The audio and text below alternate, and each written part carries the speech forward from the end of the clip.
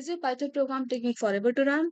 If yes, then learn how to use Python's built-in timeit module to accurately measure the execution time of your code and identify the bottlenecks in your code. So in today's video, we are going to show you how to optimize your code for speed. So let's begin.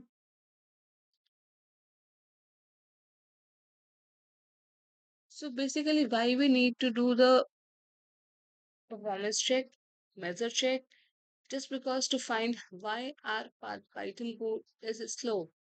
तो slow क्यों है basically वो जानने के लिए ही हमें benchmarking करनी पड़ती है.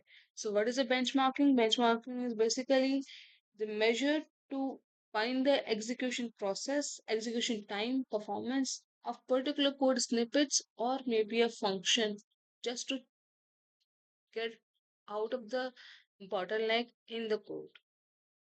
सो पहले हम क्या होगा, पहले हम यूज करेंगे हमारे बेंचमार्किंग टेक्निक्स को.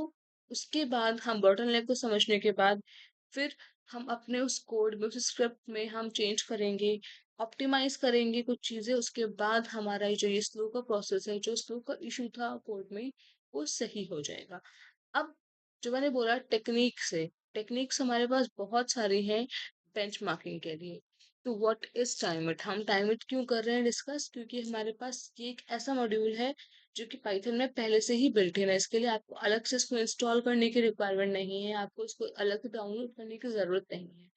This is an imported already installed module in the Python. You can just use it by writing import timeit and आप इसको यूज कर सकते हो डायरेक्टली. अब इसके अलावा जैसे मैंने बोला कि बहुत सारी टेक्निक्स हैं, बहुत सारे अलग अलग टूल्स हैं बेंचमार्किंग के लिए. तो वो टूल्स और टेक्निक्स कौन कौन सी हैं?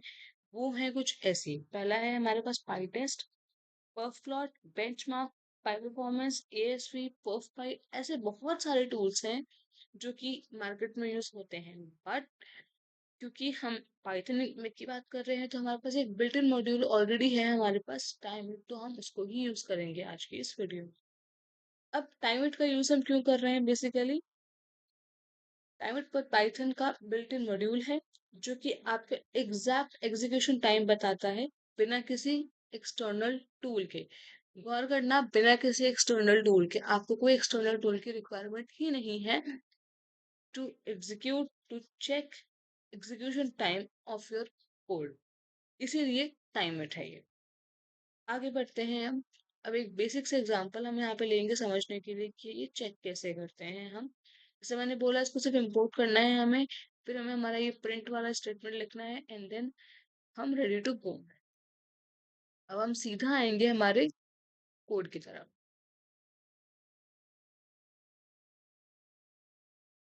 ठीक है. तो गाइस, मैंने यहाँ पे पहले से कोड लिख के रखा है just for saving time, nothing else. तो यहाँ पे हमने लिखा है टाइम, टाइम एंड या बेसिकली जो एग्जांपल आप जो देख रहे हो स्क्रीन पे गाइस, ये एग्जांपल है एक स्ट्रिंग जॉइन ऑपरेशन का जो कि टाइम को मेजर करेगा, जो कि 1000 टाइम्स आपको निकाल के देगा आउटपुट. तो उसको रन करके एक बार देख लेते हैं.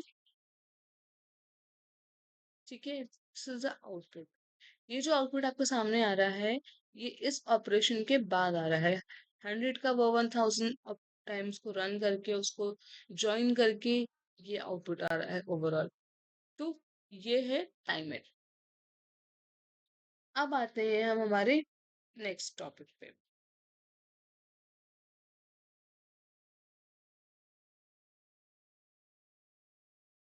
ठीक है. हमारे पास यहाँ पे दो टर्म्स है, टाइमइट डॉट टाइमइट वर्सेस टाइमइट डॉट रिपीट. अभी जो हमने यूज किया है वो क्या है? टाइमइट डॉट टाइमइट. ये जो हमने जो यूज किया है गाइस, ये है सिंगल टाइम रिजल्ट, मतलब वो एक बार रन होगा आपको रिजल्ट देगा. लेकिन जो टाइमइट डॉट रिपीट है वो मल्टीपल टाइम्स रन होता है, मल्टीपल चेक्स होते हैं उसमें, इसलिए बहुत एक्यूरेट रिपोर्ट देता है, बहुत एक्यूरेट आपको रिजल्ट देता है. तो अगर आपको कुछ ऐसा बहुत बड़ी चीज करनी हो तो I suggest to use timer dot repeat, क्योंकि ये इसकी एक्यूरेसी ज्यादा है as compare to timer dot timer जो कि अभी हमने लास्ट में यूज किया था. ठीक है. इतना क्लियर है? अगर इतना क्लियर है तो फिर हम आगे बढ़ते हैं हमारे नेक्स्ट टॉपिक पे, that is analysing the results. अब अभी हमने देख लिया हमारा कोड, हमने जो रन किया बेस कोड, शॉर्ट कोड.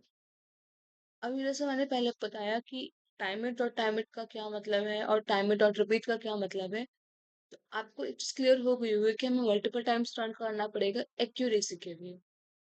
ठीक है। अब बेसिकली ये जो हम पढ़ रहे हैं टाइम इट कहाँ इसका यूज होना है रियल वर्ल्ड में, तो ये वो चीजें हैं जहाँ हम इसका बेसिकली यूज कर सकते हैं। लेकिन गाइस एक बात मैं और कहना चाहूंगी कि एक्यूरेसी के लिए आपको मल्टीपल टाइम्स रन लेना चाहिए और एवरेज या मिनिमम टाइमिंग यूज करनी चाहिए। जिसमें एवरेज या मिनिमम टाइमिंग आपको रिजल्ट मिल रहा है, आप उसको ही यूज करना। अब आते हैं रियल वर्ल्ड यूज पे। तो बेसिकली डेटा प्रोसेसिंग पाइपलाइंस के लिए, वेब एपीआई को ऑप्टिमाइज करने के लिए और मशीन लर्निंग की प्रोसेसिंग और एल्गोरिदम को सेलेक्ट करने के लिए, ये कुछ ऐसे हैं जिन्हें हम यूज कर सकते हैं। तो बेसिकली गाइस कहने का मतलब ये है कि आप चाहे एमएल कर रहे हो, मशीन लर्निंग कर रहे हो, ये वेब डेवलपमेंट, टाइम इट आपकी कोड का परफॉर्मेंस बूस्ट देने में मदद करता है बेसिकली। समझ में आ गया इतना? ठीक है। तो ये था हमारा आज का पूरा पूरा वीडियो, आज का पूरा पूरा एजेंडा कि टाइम इट होता क्या है बेसिकली। बाकी अगर आप चाहते हो कि हम टाइम इट और रिपीट पे एक नेक्स्ट वीडियो बनाएं और डिटेल में जाएं इस टॉपिक के, क्योंकि ये बहुत बेस है गाइस, इसका और डिटेल में अगर आपको जाना है तो आप प्लीज कमेंट करके मुझे बताना। I make a video, next video on this. तो आज जो हमने सीखा है एक बार उसको रिवाइज कर लेते हैं थोड़ा सा। कि आज हमने सीखा है टाइम इट से आप कैसे कोड का टाइम मेजर कर सकते हैं, और एक प्रोसेस सीखा है टाइम टाइम का हमने यूज सीखा का एग्जांपल देखा है। ठीक है, इतना क्लियर है? अगर इतना क्लियर है गाइस तो मुझे एक लाइक शेयर और सब्सक्राइब जरूर कर देना। बाकी ऐसी और वीडियोस के लिए हम आगे मिलेंगे, और आपकी कोई और रिक्वायरमेंट हो तो just do let me know in the comment section, I will try to make that video as soon as possible. Thank you. Happy coding.